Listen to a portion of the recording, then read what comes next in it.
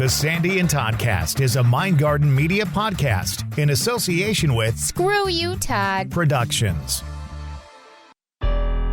Broadcasting from two very different yet magical places not found on any map. Get ready to discuss the strange, weird, ghostly, crazy, spooky, and odd things that take place around us each and every day. All while having a little bit of fun. This is the Sandy and Toddcast. It's a mini Sandy and Toddcast, if you will, as we're getting ready for season 6 to come flopping out of the box, just like Sandy's pancreas and gallbladder will come flopping out of her insides. I hope my pancreas stays there. Kind of need that, don't you? Not supposed to flop. Yeah. Yeah. So in between seasons, don't forget season 6 coming very soon. And the season, which will be 8 episodes, will be about Bigfoot. So I'm not sure exactly. I think we're just going to call it the Sandy and Toddcast, the Bigfoot Chronicles, episode Yes. 1, episode 2. Yeah. Yeah. And we'll have some fun along the way with it, too. I'm hoping to get maybe a guest or two in there. And then there's some really interesting case studies, Todd, that we can go through, including the one I talked about season 5, episode 15, the last one. Just give a little teaser of that. So very interesting. All right. So this week for this bonus episode, I kind of wanted to start off by reading something that I saw one of the paranormal investigators that I am friends with on Facebook, Laura Lee Blondell, she shared this meme and it really resonated with me. And I think it ties into what we're going to talk about in this episode, this bonus episode. It says, being a real paranormal investigator isn't about running around screaming or negatively provoking reactions. It's about finding breakthrough evidence, seeing beauty in historical places, helping those in need, talking to souls from the past, and hearing stories lost in time. And that pretty much sums up my whole paranormal mission in life. I really like that. And I do too. Both you and I know, and everybody knows, there are some people out there who are quote unquote paranormal investigators. I don't even know that I call myself that. I'm just more of a paranormal interest individual, like I have an interest in it.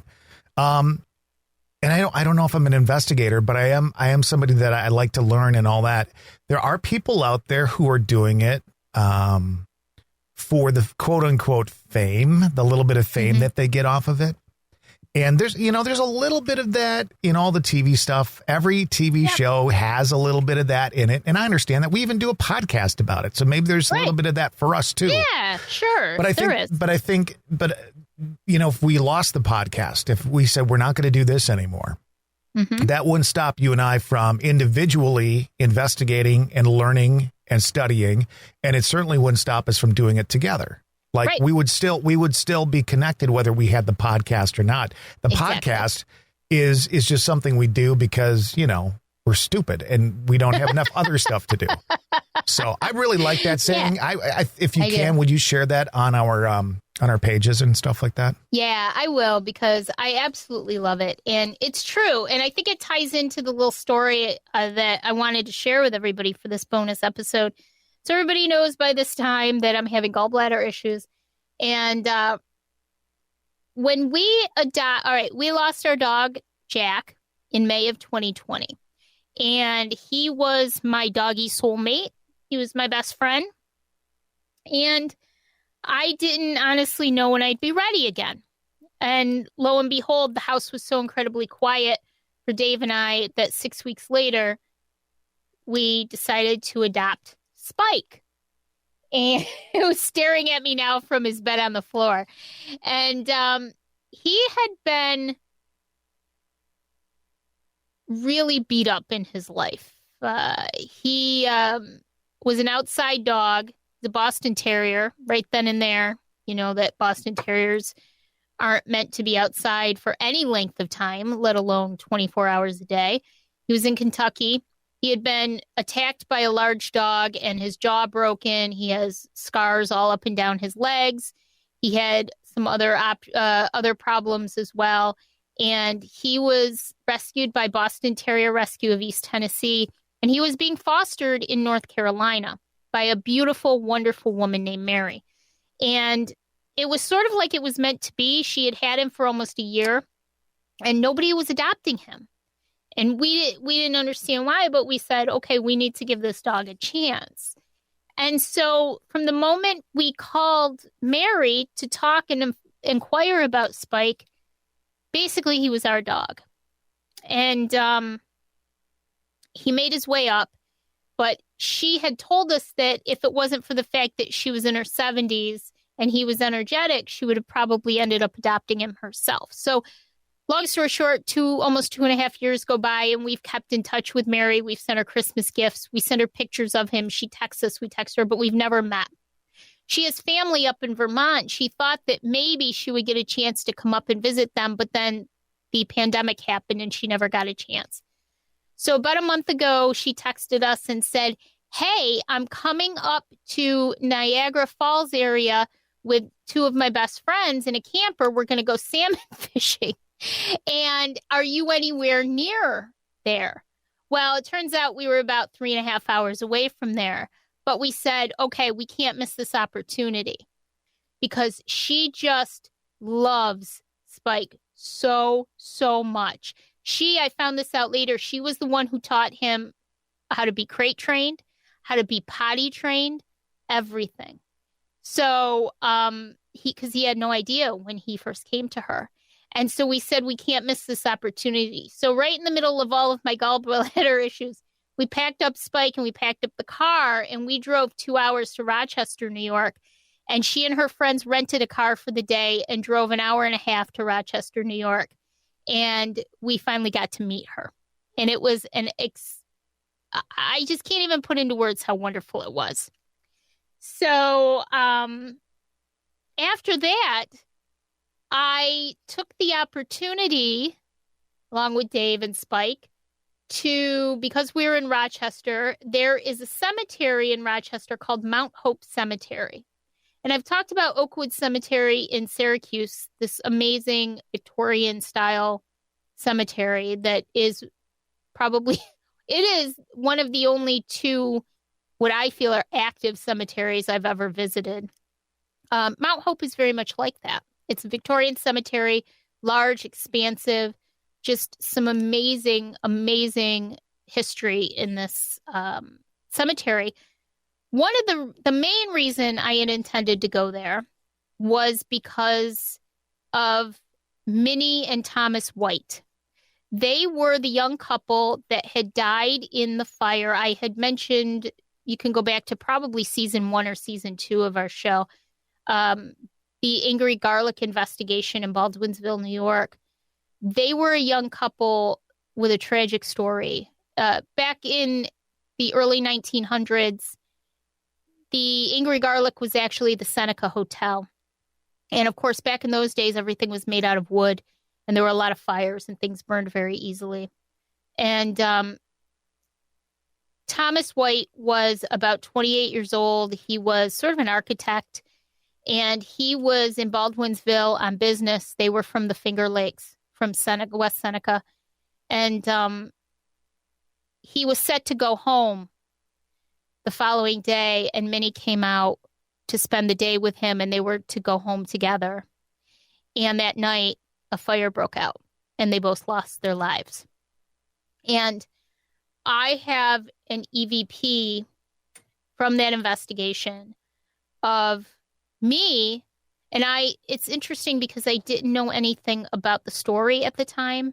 I was just told by Sue from our group apps to ask about a Mr. and Mrs. White. That's all I knew. And I asked if they were there, and a gentleman answered me in the EVP, yes, ma'am. And it was definitely a male voice, and it was definitely the kind of response that a woman would get from a man in 1910 when the fire occurred.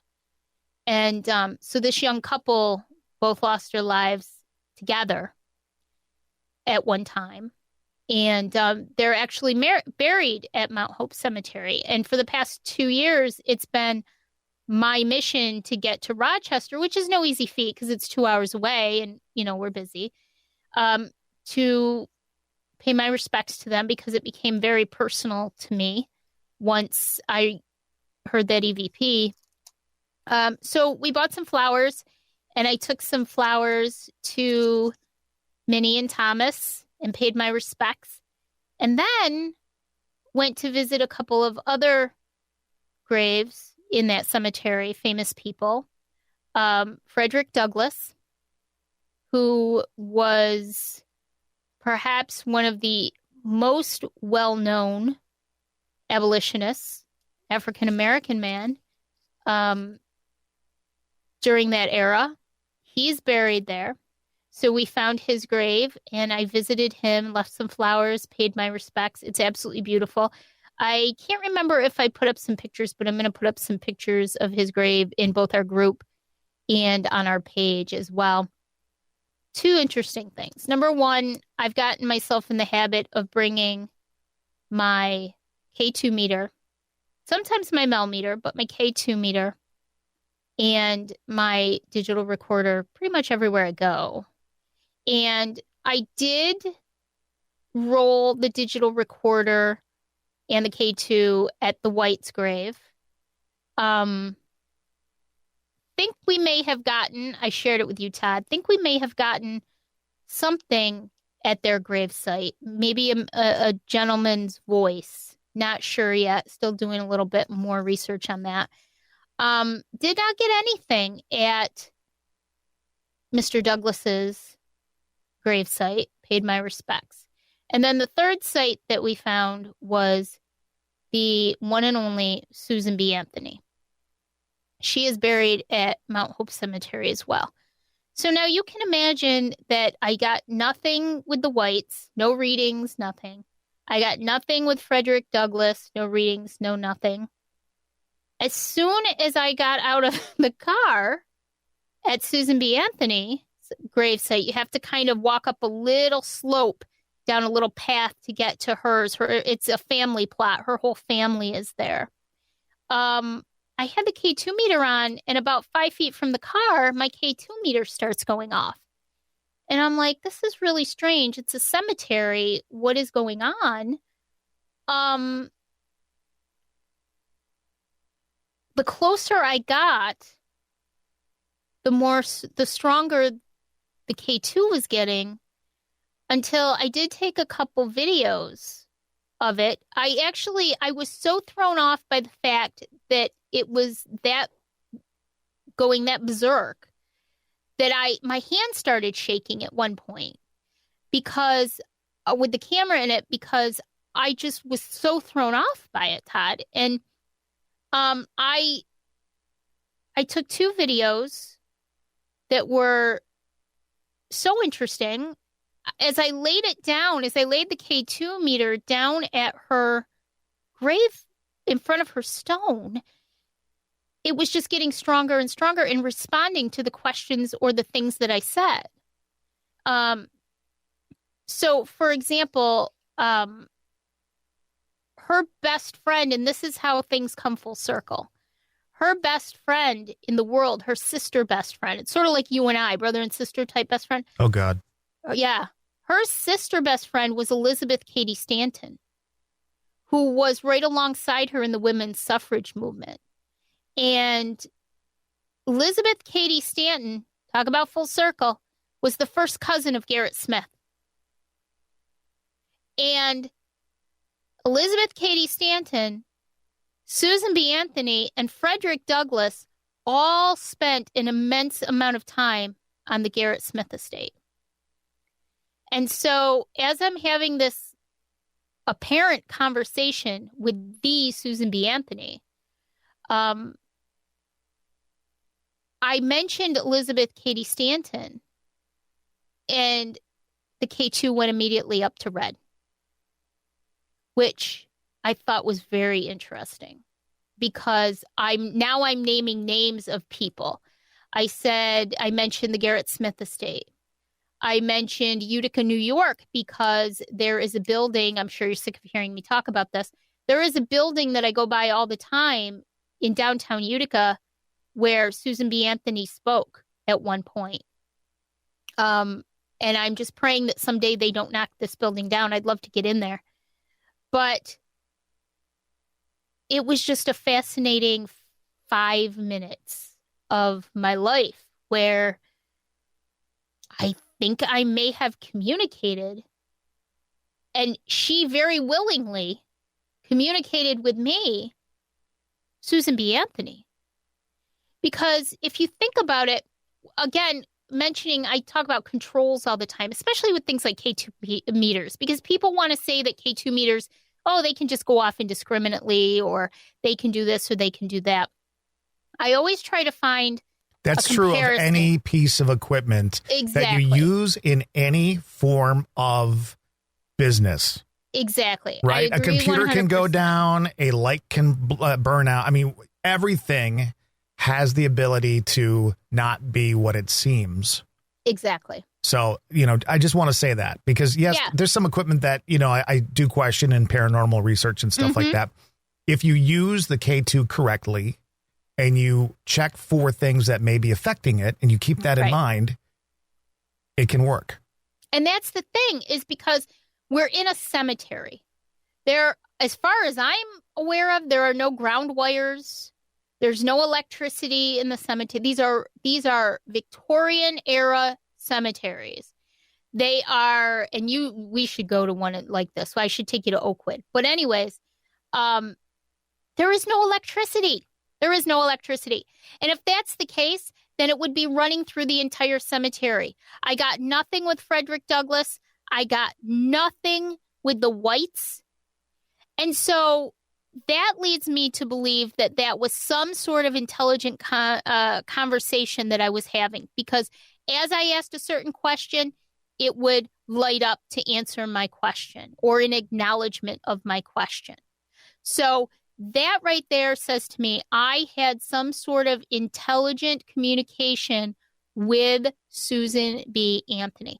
And the other thing that struck me, Todd, was that it was almost like, and I know this sounds crazy, believe me, I'll be the first to tell you this, but it's almost like she was welcoming me up that hill because it started to go off.